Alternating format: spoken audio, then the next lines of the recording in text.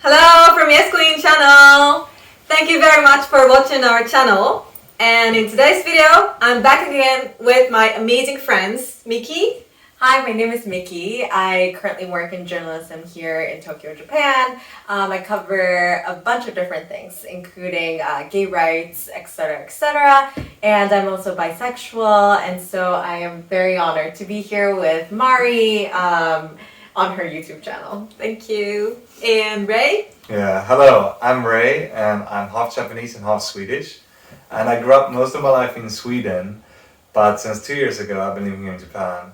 And I am straight, but have many gay friends and been somewhat introduced to the gay community. And I'm so happy to be here today to also understand more about the Japanese gay community. Thank you. So earlier on, we were talking about the topics that we could talk about on this couch, and we came up to the very interesting topic, which is income disparities. So our opera Miki is going to give us the little monologue to start with. Well, so I think, in general, especially here in Japan, we see the LGBTQI+ community as a big group of people. But, if you think about it, it's not just a monolith. There are different subgroups within the community in Japan. And there are differences, obviously, like sexual preferences, etc. But there are also differences in terms of such social economic disparities, etc. And so I guess I would like to give the baton over to Mari to start off the conversation. Okay, thank you. So what I hear from my girlfriend or like the viewers is that although like some women are like really like lesbians, they really like women, after like several years they end up with men, they get married with men, and the reason is that because their income is not enough. The lesbian couple's income is not enough to make a living. That's why some women go for men for the financial reasons. So I guess the income disparities affect like lesbian couples so much because there are two women, right? So it's like double disadvantage. So that's what I hear. Yes. Yeah, and I think Mari's friend in describing the situation is actually quite prevalent here. If you talk about income disparities, especially in Japan, and the disparity continues to exist everywhere across the world, but especially in Japan, right? You think about in Japan, there are, in terms of labor situations, there are the regular workers, the full-time employees, and the non-regular workers, your part-time, workers, etc., that don't earn as much, don't get as much social security benefits, and so on.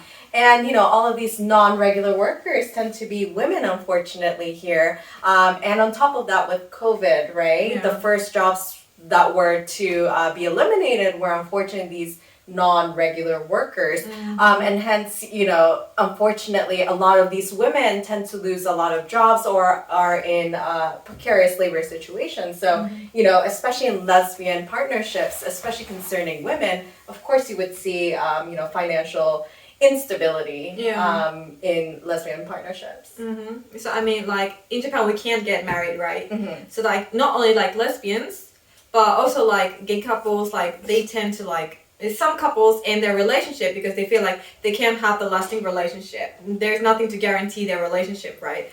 But like, I mean, on the average, men earn so much more than women. That's why like for gay couples, it's easier to have like surrogate or like adoption. They can have other options. Super expensive as well. Yes, and but if there are two men they can afford it because they earn money, so much more money than two women.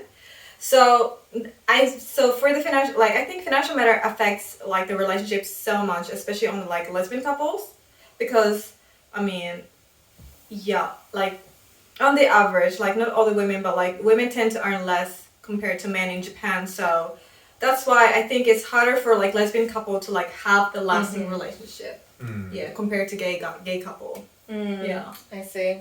And do you think there is, you could say the same thing about any sort of partnerships, any sort of relationships in Sweden, do you think? No, it's really interesting, right? Because I think, as you say, in Japan, inequality is a huge problem, and women earn way less than men at average. and so it must be like a really tough thing here to be a lesbian couple compared to a gay couple in terms of income and stability, right? And in Sweden, the income disparity is lower, but it's definitely still there. And on top of that, like, you know, if you have a baby, for example, a woman is still the person carrying a baby, so you would have to take a maternity leave. While a gay couple, they would have a surrogate man, for example, or adoption, right? But they would still spend zero time outside of work. True. That is true. And you know, on top of the already existing income disparities between regular workers and non-regular workers, right? You know, a woman can start off her career in, let's say, a very well-known consulting firm, but you know, if you work in an extremely Japanese environment, you know, a lot of these women are pressured to leave the workforce, and that obviously means that she's not earning any money, right? And it's harder to get back on the labor wagon, and you know, that kind of creates a further disparity as well. And if you think about, you know, lesbian partnerships and companionships, you know, if one woman is carrying the baby, and one person just loses her job, you know, just goes out of the labor force, then of course it's going to, you know, affect further, you know, the financial situation of these partnerships. What else? Yeah, well, I'm just wondering, like, it seems like it's a global problem. Especially that's laid bare during the pandemic. But do you think, can you see like any simple solutions? Like obviously it's like something, equality is something we always have to work for. But do you think there's any quick fixes?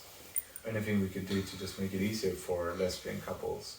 Quick fix will be very difficult. But I mean, what I can think of, like, I work at the consulting firm, so I think the companies, my firms are more, like my consulting firms that I've been working for, they've been like so much more understanding compared to like very traditional Japanese companies. But if they have more system to support like I don't know, like same-sex couple to have like children, for example, like I don't know if they can have like more like financial support for us to like get sperm donor, or for sure, like maternity leave for like same-sex couple, that would be very helpful. I have so much thought. Like, you know, the new administration, we have a new government in Japan, and one of, you know, their Prime Minister Suga's you know, policy, I guess, you know, pillars is to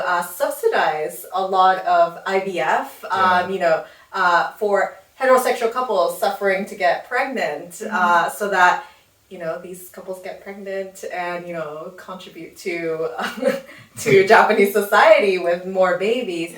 But, you know, that's strictly only for heterosexual relationships, right? And like you say, like, you know, all of these kind of measures to support financially subsidize all of these sperm donorships, etc., would be such a huge help for, you know, for partnerships. But of course, again, that goes with first legalization of same-sex marriages, right?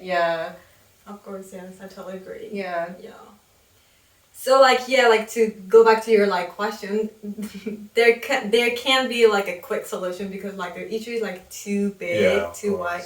But maybe like legalization of same-sex marriage. When is it gonna happen? I don't know, or we can all move to Sweden. Sweden is not the paradise you think. We're definitely way ahead in many of these questions, I think. For sure. Yeah.